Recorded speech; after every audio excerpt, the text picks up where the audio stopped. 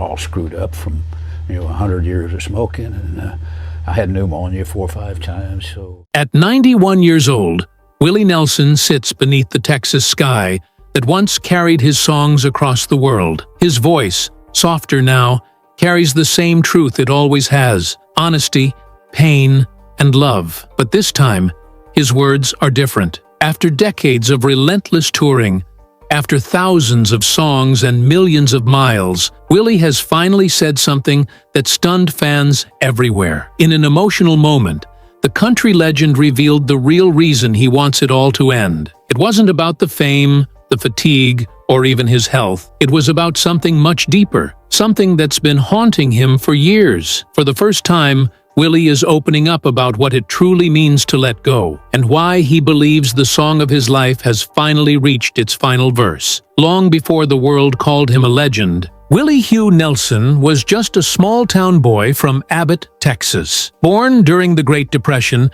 his childhood was shaped by hardship, faith, and music. His grandparents, who raised him, taught him hymns before he could even read. That tiny Methodist church, with its wooden pews and crackling organ, became his first stage. He learned early that music could do more than entertain. It could heal. By the time he was 6, Willie had written his first song. By 10, he was performing in dance halls to help his family make ends meet. Those nights would plant the seed for a lifelong devotion to the road and to the people who lived on it. But it wasn't an easy climb. In his early years, Nashville didn't quite know what to do with Willie Nelson. He was too raw, too unconventional. Producers told him to shave, to wear pressed suits, to stop sounding so Texas. He tried for a while, even cutting his hair and wearing a tie, but something about it felt wrong. The songs he wrote, Crazy, Nightlife, Hello Walls, became massive hits.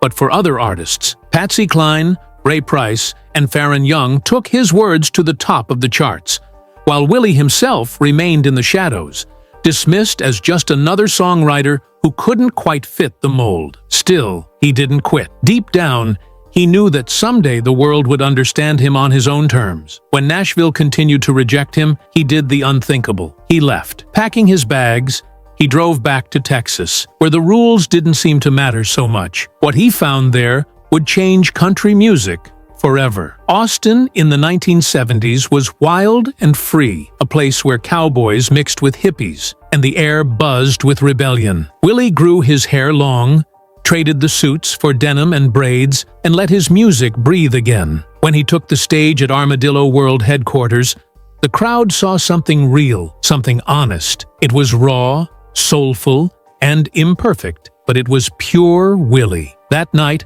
the outlaw country movement was born, and Willie Nelson became its heart and soul. He was no longer chasing Nashville's approval. He was building his own kingdom. But beneath that rebel smile, there was always a quiet sadness, a lingering feeling that no matter how far he went, he was still running from something. The fame, the freedom, the fortune, it all came at a cost that would soon start to show. The 1970s and 1980s turned Willie Nelson into a cultural icon, but they also marked the years when the man behind the legend began to unravel. His career soared. Albums like Red-Headed Stranger, Stardust, and Always on My Mind redefined what country music could sound like. Willie wasn't just singing anymore, he was storytelling through heartbreak and redemption. Crowds swayed as he sang about love lost and dreams fading, but few realized those songs were confessions written in disguise. Every lyric came from a place of pain. Every melody carried the weight of sleepless nights and broken promises. He became the voice of America's wandering spirit, yet he himself rarely knew where home truly was. The long tours became endless cycles of highways, buses, and motel rooms. Each night, he'd step on stage and smile like nothing was wrong. But when the lights dimmed, he was left alone with his thoughts and a bottle beside his guitar. The outlaw life that had once symbolized freedom slowly turned into isolation. By the 1980s, personal struggles began to take their toll. 4 failed marriages, distant children, and lingering guilt shadowed his success. And then came the crushing blow, his battle with the IRS. In 1990, The government claimed he owed over $30 million out in unpaid taxes, a debt that could have destroyed him completely. For most people, it would have been the end, but Willie didn't crumble. Instead, he picked up his guitar and did what he'd always done. He sang. He recorded the IRS tapes. Who Will Buy My Memories? A raw collection of songs sold directly to fans to help pay off the debt. Every word felt like a confession. Every note a plea for redemption. Slowly, through sheer willpower and the love of his audience, he overcame the impossible. But deep inside, something shifted. He began to realize that even legends can't outrun time forever. Each close call, financial, emotional, or physical, was a warning. He started to understand that every stage performance could be his last. And though he kept smiling, those who knew him best saw the weight he carried behind that grin. Fame had given him everything, but it had also taken pieces of his soul along the way. By the late 2010s, the cracks beneath Willie Nelson's calm exterior began to show. His body, once tough as Texas oak, started to feel the weight of every mile, every sleepless night on the road. In 2019, while performing on his Outlaw Music Festival tour, Willie suddenly stopped mid-set, his voice faltering. He later announced he was canceling the remaining dates due to breathing problems caused by emphysema. For a man who had spent more than 8 decades breathing life into music, that diagnosis struck deep. It wasn't just his lungs, it was his spirit. Fans feared the worst, the media speculated, but Willie downplayed it.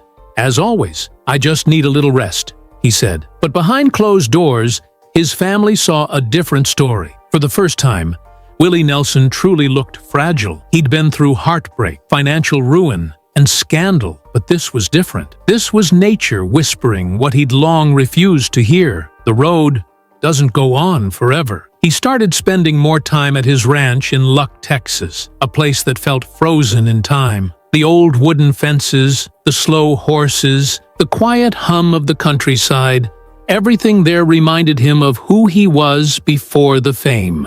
It became his sanctuary, a place to reflect on how much of his life had been lived in motion. His bandmates noticed a change, too. The endless tours became fewer, the rehearsals shorter. Between songs, he'd talk about old friends who were no longer there. Merle Haggard, Waylon Jennings, Johnny Cash. Each name carried a pause, a silence that said more than words could. He missed them deeply, not just as musicians, but as brothers who'd shared the same dusty roads and sleepless nights. When he looked around, he realized that most of his outlaw family was gone, and he was the last one still riding. He once said in an interview, "The hardest part of living this long is watching everyone else go before you." That pain never left him. Each show started to feel like a farewell, not to the fans, but to the memories. He began to question what he was still chasing. Was it purpose? Habit? Or was it simply fear of what happens when the music stops? Deep down, Willie knew the answer. He wasn't afraid of dying. He was afraid of leaving his story unfinished. That's when he decided to take control of how it would end. Not through tragedy or illness, but on his own terms. With grace, humility, and peace. When Willie Nelson finally spoke about wanting it all to end, his words weren't filled with sorrow or despair. They were calm, almost poetic. Sitting on his porch in Luck, Texas, with Trigger resting across his lap, he told a journalist, "I don't want to keep running from the end. I want to walk toward it." For a man who'd lived his life defying time, that admission was both shocking and deeply human. He explained that it wasn't about giving up, it was about acceptance. For decades, he'd been the symbol of endurance, the cowboy who kept riding no matter how rough the trail got. But now, as he looked around, the trail had grown quiet. The bandmates who once shared his bus bunk were gone. The laughter that once echoed through the green rooms had turned into distant memories. "There used to be 10 of us," he said softly. "Now it's just me." That sense of loneliness wasn't new, but it had never felt so final. He wasn't just talking about the end of touring or fame, he was talking about the end of a chapter, a life defined by motion. Willie reflected on the people who shaped his journey: Waylon Jennings, Chris Christopherson, and his dear friend Merle Haggard. He called them his outlaw brothers, men who stood against the machine of Nashville and made music their own way. Each of them had passed on, leaving Willie as the last outlaw standing. Every time he performed one of their songs, he said he could feel their spirits on stage beside him. But when the lights dimmed,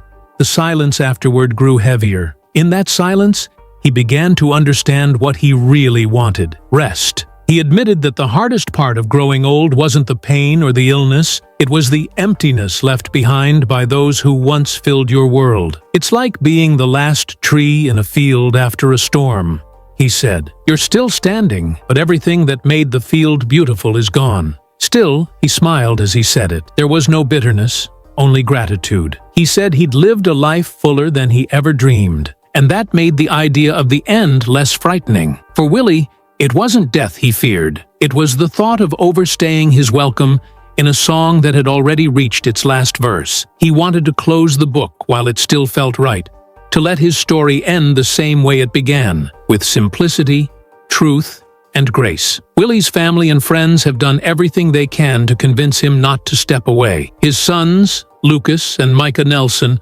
both talented musicians in their own right, often say that the stage is what keeps their father alive. They grew up watching him perform through exhaustion, illness, and heartbreak. They've seen him walk off stage drenched in sweat, collapse into a chair, then smile like a man who had just come home. For them, music isn't just what Willie does, it's who he is. Lucas once said, "The day my dad stops singing is the day his heart stops beating." But Willie doesn't see it that way. He's never been afraid of silence. To him, every song, every journey has a beginning, middle, and end, and forcing it to continue past its time would be disrespecting the art itself. He told Rolling Stone, "When you play a song too long, you start to lose what made it beautiful in the first place." That statement revealed a deeper philosophy. For Willie, knowing when to stop is just as important as knowing how to start. It's a lesson he's learned through loss, through the endless faces of fans who've watched him grow old on stage. He often says, "The road doesn't forgive easily. It takes pieces of you each time you leave home." Over the years, he's lost parts of his voice, parts of his strength, and sometimes even his memory. Yet, he still finds peace in the rhythm of his guitar, the gentle strum of Trigger's worn-out strings. Now, he spends his mornings watching the sunrise over his ranch, feeding his horses, and humming songs no one else will ever hear. They're not meant for radio or for charts. They're for him. His wife, Annie, says he's finally found stillness, something he's been chasing for decades. Even as his family begs him to keep touring, he insists that letting go is an act of love, not defeat. "I've sung everything I needed to say," he told them one night, "and the rest of the song belongs to you." To Willie, stepping away isn't a farewell, it's a passing of the torch. He wants his children and the next generation of artists to carry the message forward, that true music doesn't come from fame, but from truth. And when the truth runs out, it's time to be quiet and listen. When Willie released his latest album, fans immediately sensed something different. The sound was familiar, gentle, soulful, touched with that unmistakable voice that's weathered storms, but the lyrics carried an ache that felt final. There was no bitterness, no fear. Instead, there was peace. The album was titled Like a Letter to Time Itself, and the songs seemed to speak directly to those who'd followed him since the beginning. In one haunting track, he sang about meeting his old friends under a sky where no roads run, a clear nod to the afterlife and to the idea that their stories would one day converge again. Critics called it one of his most personal works, but to those who know him best, it was his farewell. The melodies were stripped back, the vocals raw, as if he'd stopped performing for the world and started singing to his soul. In interviews, he's been remarkably open about mortality, saying, "We all reach the end of the set list eventually. I just want to make sure mine ends on the right note." He's also become more spiritual in his reflections, often talking about karma, forgiveness, and reincarnation. Willie believes the energy we give to the world doesn't disappear, it transforms. Maybe that's why he no longer fears what comes next. He says he wants to end with a clean heart, a phrase that has become a quiet mantra among his fans. People close to him describe him as more present than ever. He laughs more, prays more and cherishes the smallest things, a sunrise, a songbird, a cup of coffee on his porch. Yet, there's a sadness in knowing that he's preparing himself for something bigger than the stage. His longtime friend and harmonica player, Mickey Raphael, said in an interview, "He's not saying goodbye to us. He's saying goodbye to the part of him that the world owns." That statement captures what Willie's journey has always been about: ownership of his truth. Every verse he's ever sung was a piece of his soul, and now he wants to reclaim what's left before he goes. For him, the real reason he wants it to end isn't exhaustion or decline, it's fulfillment. He's said everything he needed to say. The world has heard his music. Now, he wants to listen to the silence that follows, because that, too, is part of the song. Those closest to Willie say there's something profoundly peaceful about him now. A kind of calm that can only come from someone who's made peace with time. He spends most of his days at his beloved ranch in Luck, Texas, a place that feels like an extension of his soul. Luck isn't just a ranch. It's a tiny world Willie built from his imagination, complete with a chapel, a saloon, and a small stage for local musicians. He calls it the town that Luck built, a place where friends and strangers gather to share music and stories without pretense. On any given evening, you might find Willie sitting under an old oak tree, his hair in loose braids, the sun dipping below the horizon as he quietly strums trigger. There's no audience, no cameras, just the sound of wind and distant laughter. He's often joined by Lucas and Micah, who play softly beside him, as if afraid to break the spell. Those moments, they say, are when he's happiest, not under bright stage lights, but beneath the stars, where the music belongs to no one. He no longer measures his life in records or awards, but in sunsets and conversations. He still writes, but the songs rarely leave the ranch. They're more like prayers, whispers to the universe from a man who's seen everything and lost nothing of his humility. He says his only goal now is kindness. "If that's all people remember about me," he told a friend, "then I did all right." There's a quiet symbolism to the way he tends to his animals, waters his fields, and walks barefoot through the grass. It's as if he's slowly dissolving back into the land that raised him. Visitors often remark that being near him feels like being near the end of a book you don't want to finish. There's sadness, but also gratitude. Gratitude for the years he shared, the lessons he left, and the love he poured into his music. Willie knows his time is nearing its final chorus, but there's no fear in his heart. "The show doesn't stop when I go," he once said, looking out over his ranch. "It just plays a different tune somewhere else." That's the essence of his legacy, a man who turned every ending into a melody. As Willie Nelson nears the end of his remarkable journey, his reflections have grown softer, wiser, and more honest than ever. To the world,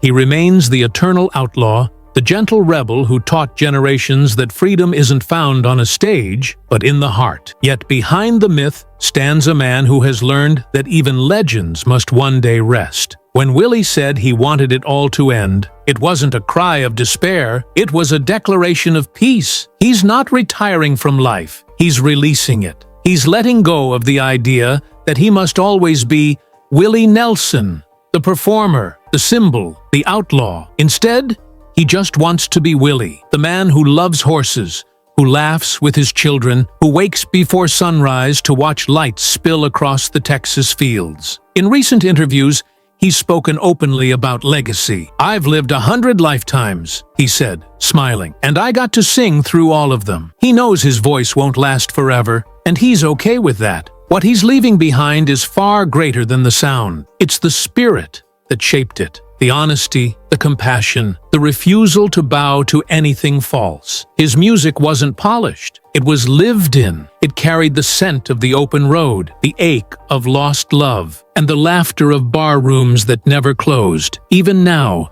his songs continue to speak to those who feel forgotten by the world, to the dreamers, the broken, and the hopeful. And maybe that's why his desire for an ending resonates so deeply, because it reminds us that every soul, no matter how bright, deserves its rest. He's often said he doesn't believe in death the way most people do. He believes in energy, in continuation, in harmony. "When my song's done here," he once told Lucas, "I'll just start another one somewhere else." His family says those words bring them comfort. They've stopped trying to talk him out of slowing down. Instead, they honor his wishes, joining him in his peace rather than pulling him back into the noise. On his ranch, there's a porch swing that overlooks miles of Texas pasture. That's where Willie spends his quiet hours these days, strumming his guitar, sometimes alone, sometimes with Annie by his side. The wind carries his melodies across the fields,